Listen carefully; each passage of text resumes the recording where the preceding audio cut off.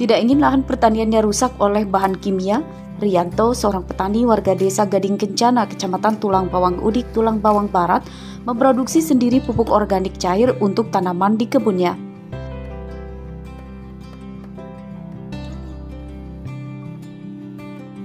Setiap hari, Rianto mengumpulkan dedaunan atau sisa sayur mayur dan buah-buahan untuk dibuat menjadi pupuk organik. Caranya terbilang cukup mudah. Semua bahan-bahan dicacah dan disatukan di dalam tong berisi air, lalu diendapkan.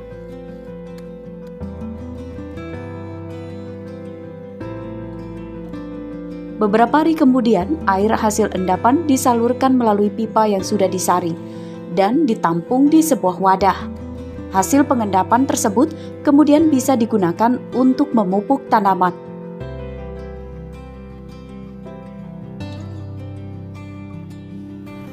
Ya, kalau kendala sementara tidak ada ya menurut saya, karena apa? Kendalanya tidak ada karena bahan-bahannya sangat mudah didapat. Di seputaran kita ada, yakin ada karena banyak melimpah. Di Tulang Bawang Barat ini melimpah bahan-bahan organik untuk bahan-bahan pembuatan biomol ini. Apa Pak? Para petani senang menggunakan pupuk organik buatan Rianto karena hasilnya sangat bagus untuk tanaman dan tanah. Sampai pupuk pakai pupuk apa lho Mbah ini Mbah? Pakai pupuk organik. Apa Mbah manfaatnya pupuk organik Mbah? Saya Mas. Mbah sampean ini beli atau gimana pupuk organiknya Mbah? Ngambil tempat Pak Rianto di Daya Murni gitu, di kelompok taninya Pak Rianto. Apa Pak? Meski awalnya untuk dipakai sendiri, Rianto kini sudah bisa menjual kepada para petani lain di desanya maupun desa lain. Rianto tidak mematok harga untuk pupuk organik cair buatannya karena ia tahu banyak petani yang juga masih belum sejahtera di desanya. Ia meminta pemerintah lebih masif menyosialisasikan ke para petani agar menggunakan pupuk organik untuk lahan pertaniannya. Mustaqim melaporkan dari Tulang Bawang Barat.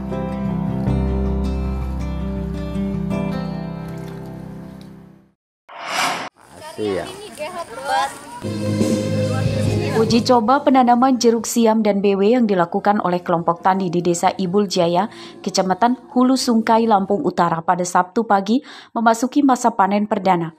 Buah jeruk dipanen pada usia tanaman 4 tahun.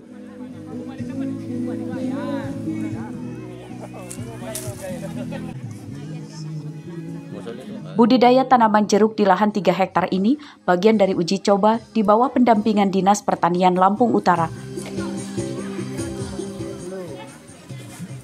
Budidaya jeruk siam dan BW diharapkan bisa mendongkrak penghasilan para petani, karena petani bisa menanam tanaman lain dengan sistem tumpang sari. Rasa segar dan manis menjadi alasan dipilihnya budidaya jeruk jenis siam dan BW.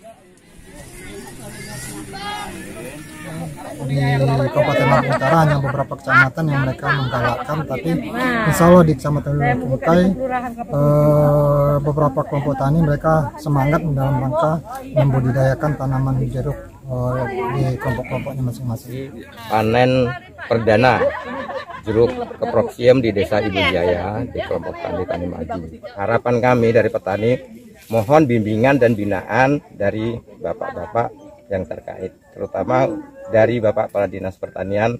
Tolong kelompok tani kita diperhatikan dan didukung untuk meningkatkan program pertanian yang ada di Desa Ibul Jaya. Dinas Pertanian Lampung Utara menyediakan bantuan ribuan bibit jenis siam dan BW bagi kelompok petani. Dari hasil uji coba yang terbilang sukses, Dinas Pertanian Lampung Utara optimis bahwa di masa mendatang wilayahnya akan menjadi tempat produksi jeruk terbesar di Lampung. Ardio Haba melaporkan dari Lampung Utara.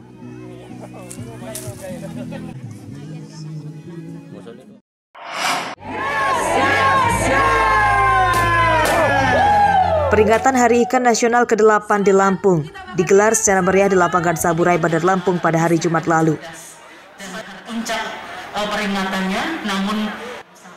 Pada peringatan ini diisi dengan makan ikan bersama, serta pameran produk kuliner yang dibuat dengan bahan baku dari ikan seperti kerupuk, kemplang, dan makanan matang lainnya.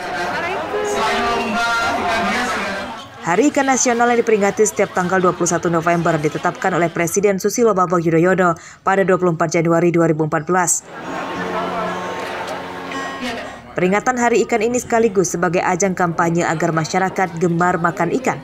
Sebab ikan mengandung gizi yang banyak dibutuhkan oleh tubuh manusia, serta diyakini dapat meningkatkan kecerdasan otak.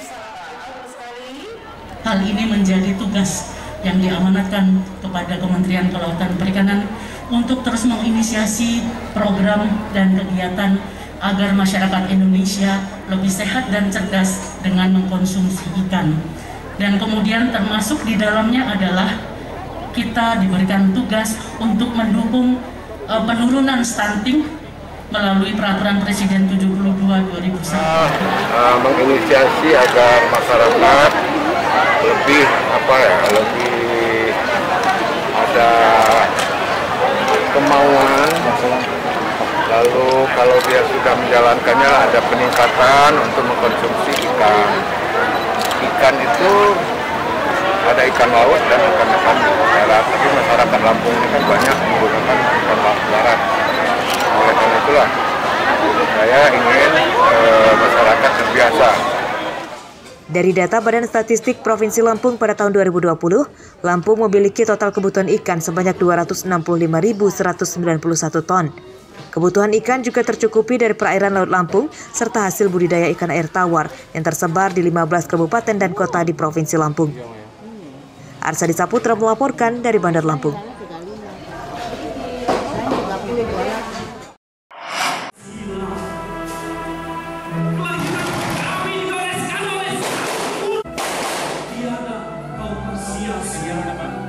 Suasana di Aula Markas Satuan Brimob Lampung tiba-tiba bergelora.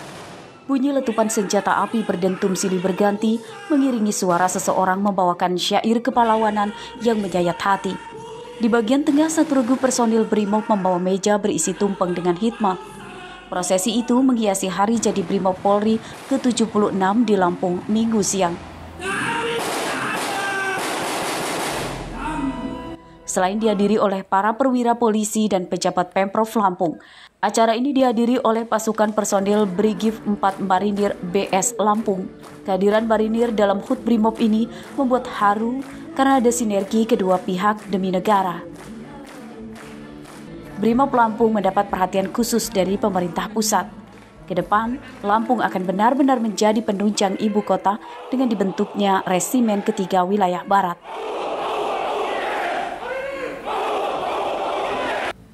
Dengan adanya pembentukan pasukan 1 Korbrimob, jadi di Lampung ini akan ada namanya Resimen 3.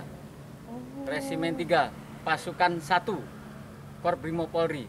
Jadi seperti tadi yang sudah disampaikan oleh Dankor Brimob bahwasanya Dankor Brimob nanti akan membagi 3 wilayah pasukan. Kegiatan itu juga sekaligus memberikan penghargaan bagi para pemenang berbagai lomba yang diikuti internal, baik personil Brimob, para bayangkari, maupun anak-anak personil Brimob Lampung. Andri Kurniawan melaporkan dari Bandar Lampung.